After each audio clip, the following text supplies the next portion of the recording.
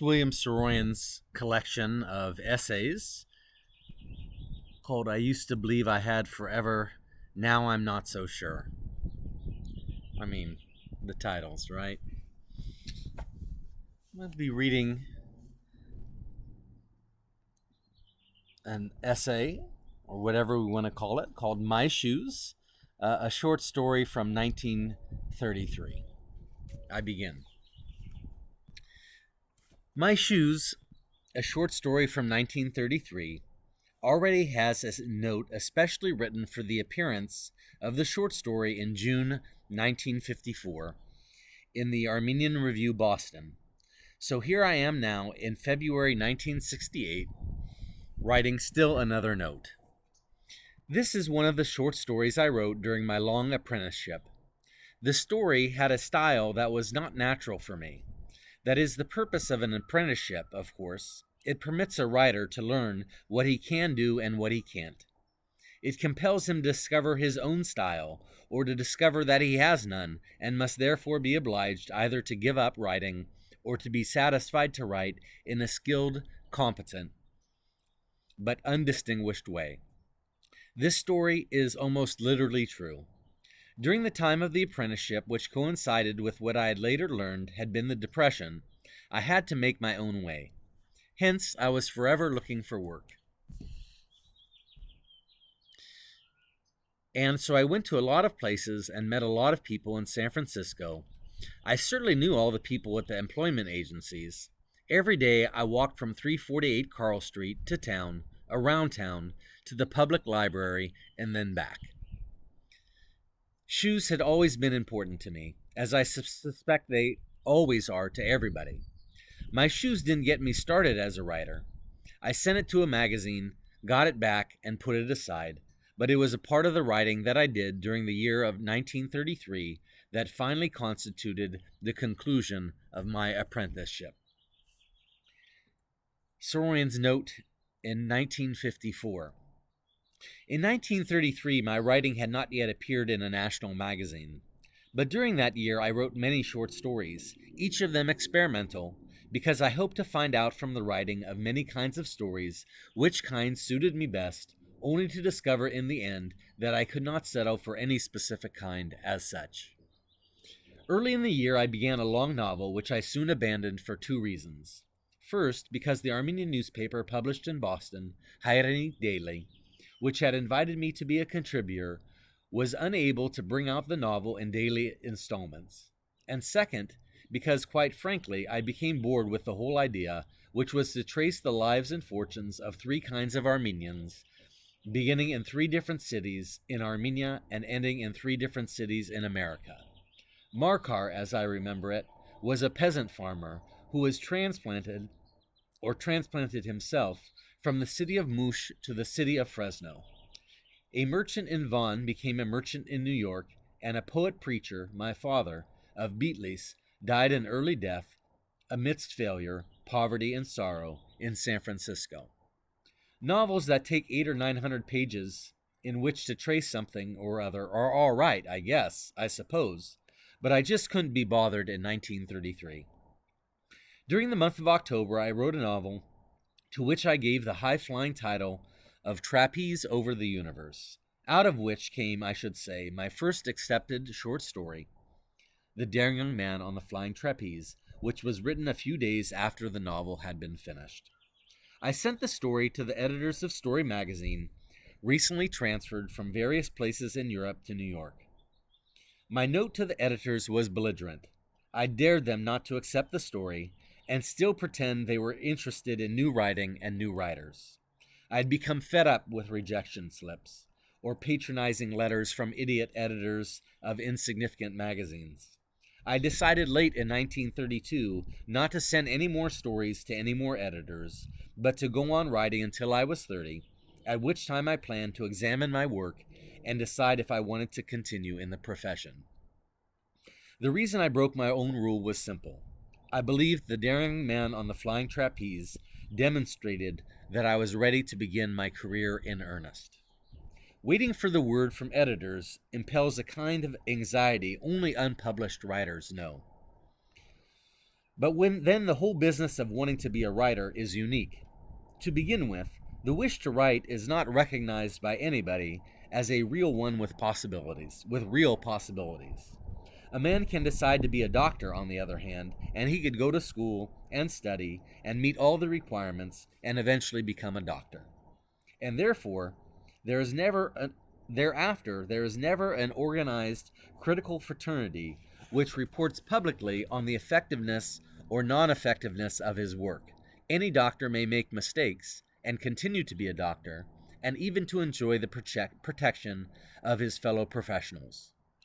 There is no formal procedure to the business of becoming a writer.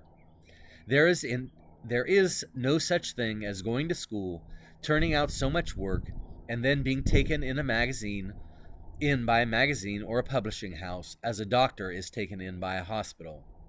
Thus, the first requirement for the would-be writer would appear to be a willingness to work very hard for 10 or 15 years without any guarantee that all the time and effort shall not have been in vain. In short, the would-be writer must be impractical and, at the outset, a very wild gambler. This tends to increase his loneliness to the point up to his isolation, and to make him something, at best, midway between a harmless eccentric and a sorrowful comic character. At the age of 20, society, one's family and friends, at any rate, expects the man to fit into the proper order of things, to find a place in an acceptable pattern, to work, to keep regular hours, and to be able to pay his way to a wife, a home, children, promotions, and plans for retirement. Nobody is willing to believe in the would-be writer's writing, least of all the experts. The very term rejection slip is insulting. The text of each of them is painful for the would-be writer, even to behold, for there is no point in reading it. It's meaningless. Nobody says of the would-be writer, he is going to become a writer. It is assumed that he is not, and the assumption is powerful. The would-be writer must be a little crazy to dispute the assumption and to hold fast to the theory that even against such overwhelming odds, he is in fact going to become a writer someday, and of course the sooner the better, perhaps tomorrow, perhaps the day after. In any case, while I waited for the word from editors of Story magazine, I did a great deal of walking all over San Francisco. I lived next door to Polytechnic High School, about 4 miles from the heart of town. I'm not going to go into the importance to the would-be writer of doing a lot of walking during his apprenticeship, because he never knows where he stands in his apprenticeship. And if he walks a lot, it's not because he has reasoned that it is important for him to do so, but because he hasn't car fare. My shoes were important to me. I needed them more than I needed anything else, except a place to sleep and something to eat. I believe, although I am not sure, that it was while I was waiting for word from the editors of Story that I lived and wrote My Shoes, which is a deliberately facetious story about an unpublished writer. Now, it goes without saying that the material could have been worked into another kind of story entirely, but this happens to be the story into which the material came together. At last, a few days before Christmas, I saw the mailman come up Carl Street, stop at my door, and drop something in the mailbox. Among the mail, I found a letter from the editors of Story. Yes, they wanted the story. Furthermore, they said I could expect a check for $15 sometime soon. It would be difficult, certainly time-taking, to make known now what this meant to me then. So I shall only say that if I had been a little mad before the letter arrived, I went clean off my nut after it did. Only now there seemed to be a little quality to my madness. I was both pleased and unimpressed by this new circumstance in my career as a writer. I began to make plans for the immediate future and for the practical use of the $15. When the money reached me, I spent $11 for an overcoat, and the rest of the money went for paper, envelopes, paper clips, and postage stamps. My Shoes is not a lost and found masterpiece by an unpublished writer, who, as luck would have it, turned out to be great. If anything, I was probably as great when I was unpublished as I shall ever be. Shoes are still very important in my life. I now have a half dozen pairs, including a brand new pair in a box, where they have remained already for 6 years. But I still stay with a particular pair until it is virtually unwearable. I also polish all of my shoes myself because I could do a better job than a bootblack, and because the business of polishing my shoes satisfies my soul. I walk on my feet, and my feet are put into shoes whenever I am ready to walk. That's all. The story. My Shoes, 1933. The job of writing a novel while a writer's feet are in worn-out shoes is difficult, as such a circumstance not only affects his circulation, but also his style. A good pair of shoes establishes a security between writer and the world that is most desirable. It is unfortunate, therefore, that my only pair of shoes has approximated, from long walking, a state very near total disintegration. The ball of each foot is exposed, so that on all my walks I go partly barefooted, and in the heart of town, where lighted cigarettes fall thickest, I may be seen almost any day leaping suddenly. As in church, I do not dare cross my legs. That is the price I pay, and gladly, for the honor of being a great, if unknown, writer. The novel I am writing moves slowly. The novel I am writing moves forward slowly, a paragraph a day, sometimes a single sentence, and not rarely only one word. Yesterday the word was cold, and so was the climate. I address myself for the remainder of this paragraph to those who only read and do not know, cannot imagine, the daily ordeal of an honest writer. To you, ladies, and to you, gentlemen, and to all of my cousins, my daily production may seem meager, but I am prepared to offer a polite explanation to the ladies and gentlemen, and to swear at my cousins. I take pride in the enormous amount of bad writing I have had the skill not to put to paper. I'm going to say that again. It's so good. I take pride in the enormous amount of bad writing I have had the skill not to put to paper. Furthermore, my integrity is sustained by the fact that although I have been writing for almost 10 years, I'm not responsible for one bad novel. It is a pity, in my opinion, that no prize exists for the writer who best refrains from adding to the world's bad books. How have I managed this marvelous achievement? Well, it's quite simple. Until I am sure that I am ready to write greatly, I do not write at all. Well, it's quite simple. Until I am sure that I am ready to write greatly, I do not write at all. I walk. For such a technique, it is better to own a good pair of shoes than a typewriter, although 2 pairs would be better. And so in my life, walking is a very important business. As I walk on my own 2 feet, vanity, ambition, and other absurdities fall away from me, and I view the world with the clear eye of art, truth, wit, and humility. My plans as I walked to town this morning were precise and pleasant. I would enter a shoe shop and have my worn-out shoes repaired. At the first shop, I was amazed to learn, since I had been only able to borrow $1.50 from my brother Henry, that the cost for repairs would be $1.70, 10 cents additional for sewing. I will return this evening, I said. I am late for work. At several other shops, the cost proved very nearly the same, now a bit less, now a bit more. All morning, on top of everything else, I hadn't had a cigarette, and I needed one badly. At last, I found a shop that advertised a rate for repairs that I could afford. 65 cents for half soles, 35 for heels, and the clerk said 25 cents to take care of the rips, since there were 5 of them. This came to a total of $1.25, leaving enough to cover the cost of a pack of cigarettes and 70 sheets of writing paper from Woolworth's. I felt grateful, and I immediately removed my shoes. To avail yourself of these bargain prices, the clerk said, it is necessary to leave your shoes at our shop for 24 hours. There is an additional charge for work done while you wait. How much will it cost to have the work done immediately?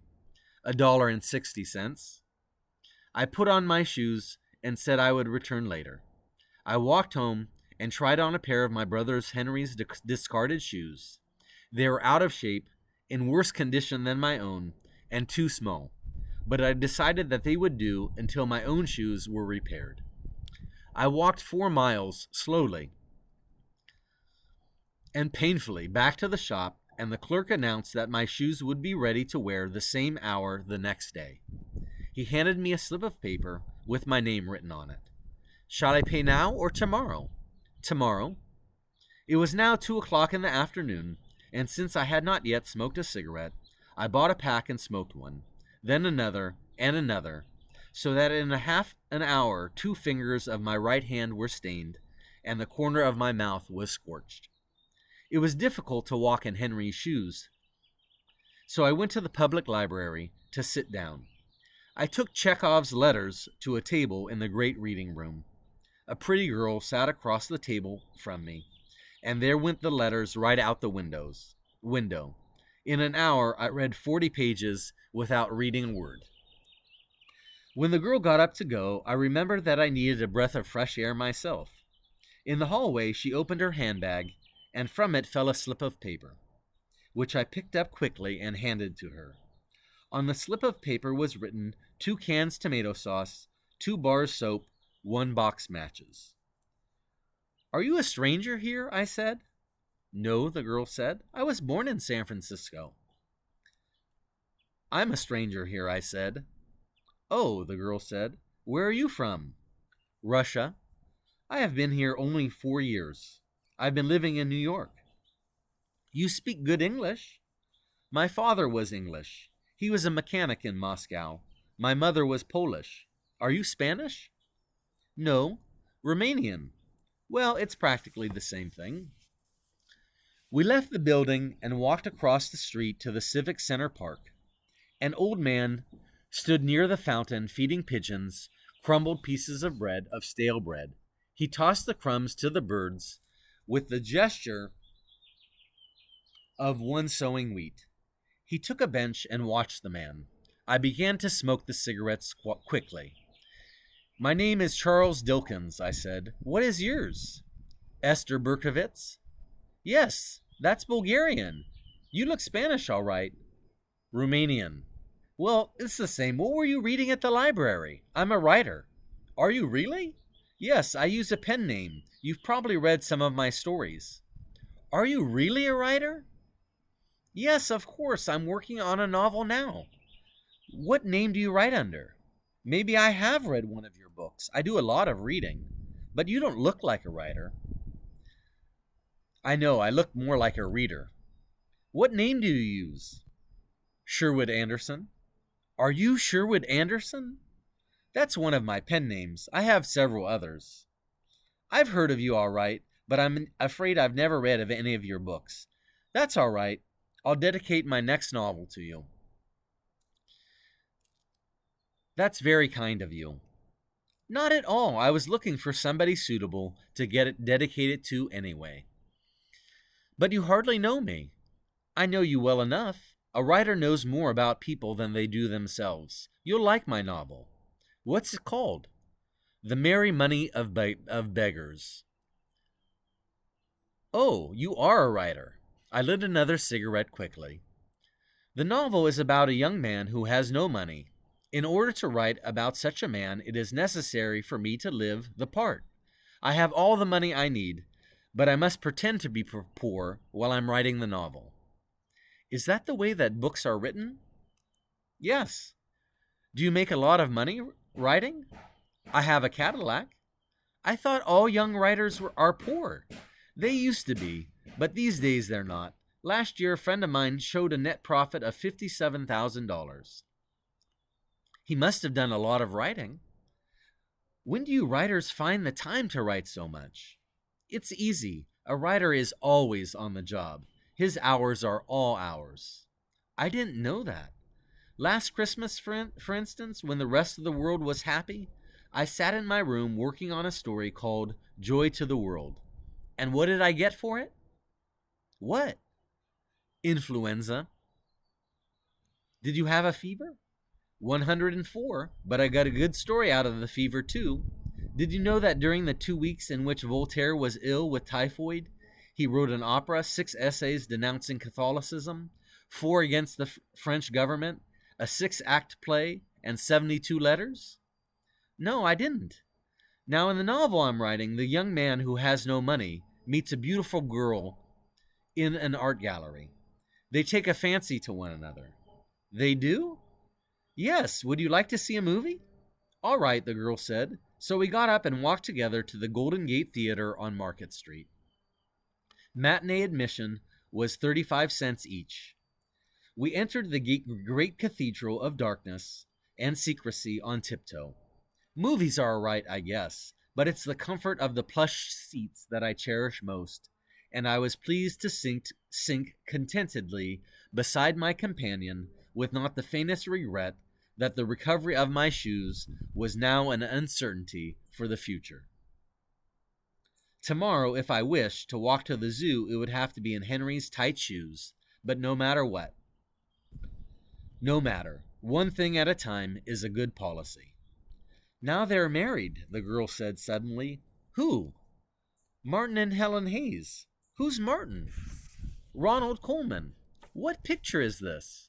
Aerosmith, from the novel of the same name by Sinclair Lewis. I sat up and watched carefully. A nice picture, I whispered at the end. Yes, the girl said, but she died, and I don't see why they couldn't let her live.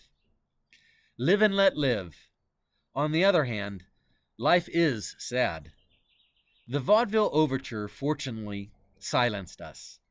It was a medley of classical compositions by Irving Berlin, Walter Donaldson, Jimmy Monaco, Lou Pollack, and Franz Schubert. Next, a curtain was parted, and another raised, and the first act of the stage show began. After the show, we went to a restaurant. Eat all you like, I said. I'm glad I'm helping you with your novel, the girl said. It's a pleasure to be helped by you. I love children, do you? Yes.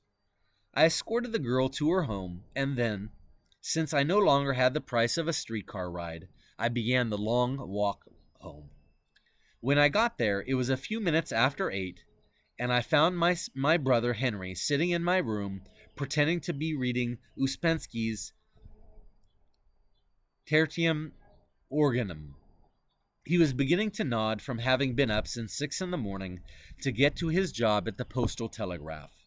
It says here, Henry said, if rationality exists in the world, then it must permeate everything, although manifesting itself variously. What does that mean? The hell with it, I said. I've been talking all afternoon, and enough is enough. Any mail for me? Yes, this bill. I dropped the bill in the wastebasket and removed Henry's shoes. Where did you find those shoes? Henry, I said, my shoes are at the shoemaker's, and I've spent the $1.50 I borrowed from you this morning. What for? I met a pretty girl. Just a millionaire on the loose. Is that it? Yes, I began telling lies and showing off and couldn't stop until the money was all gone.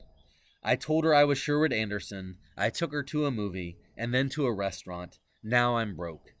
Who's Sherwood Anderson? He's a writer too.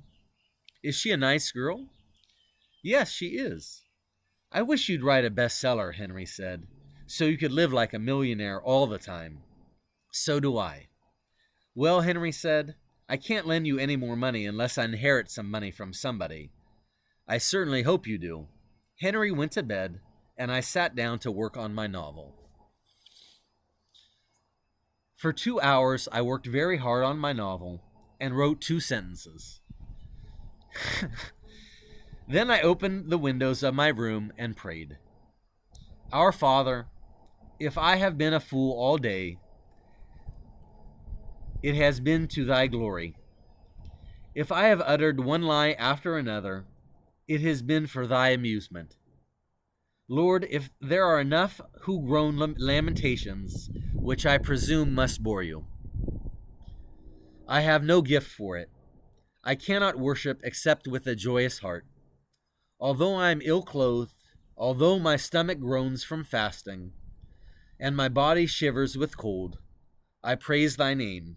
Thy kingdom come. There is no better school of writing. Hushed by the enormity of space, the endlessness of time, and grateful to God for the solemnity of the night and the benediction of sleep, I went to bed. But in the midst of sleep, I sat up with a start to write down one last idea. Write a story about your shoes. The end.